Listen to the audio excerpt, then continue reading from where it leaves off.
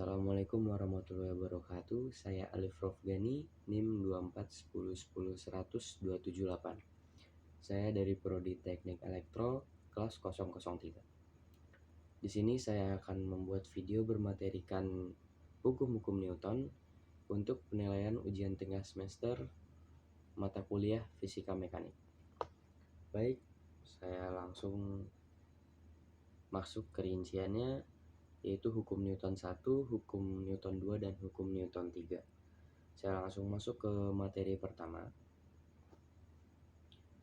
Hukum Newton 1 yang berbunyi, setiap benda akan memiliki kecepatan yang konstan atau diam, kecuali ada gaya yang resultannya tidak nol bekerja pada benda tersebut.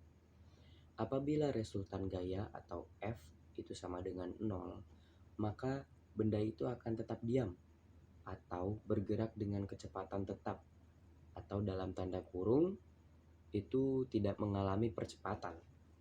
Hukum ini bisa kita temukan di fenomena seperti mobil yang melaju kencang dan tiba-tiba rem mendadak, yang pada awalnya penumpang diam, namun karena ada gaya rem yang mendorong ke belakang menyebabkan resultan gaya menjadi tidak nol, sehingga penumpang terdorong ke depan karena mempertahankan kelembaban atau inersianya.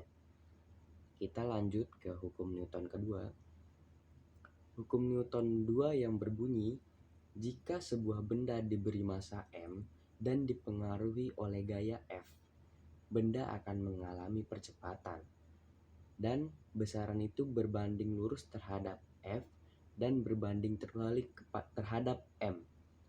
Jika dimatematiskan, A sama dengan F per M.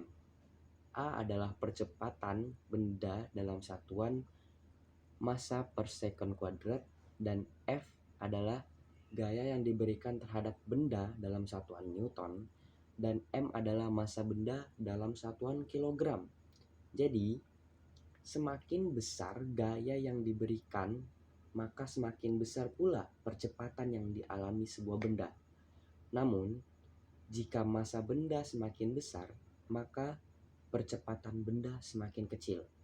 Inilah yang dimaksud bahwa percepatan benda berbanding terbalik dengan massa benda, seperti yang bunyi dari hukum Newton 2 tadi, berbanding terbalik terhadap M atau massa. Kita lanjut ke hukum Newton ketiga.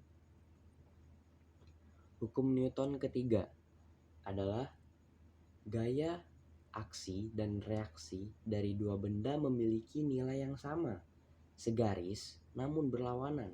Seperti yang sudah saya gambarkan di sini, jika benda A memberikan gaya F pada benda B, maka benda B akan memberikan lagi gaya sebesar min F pada benda A. Contoh, saat kita memukul tembok, rasa sakit yang kita dapatkan tergantung berapa besar kita memukulnya. Karena massa tembok lebih besar dari orang, maka tembok tidak mengalami percepatan. Contoh kedua, jika ada seseorang yang sedang berenang,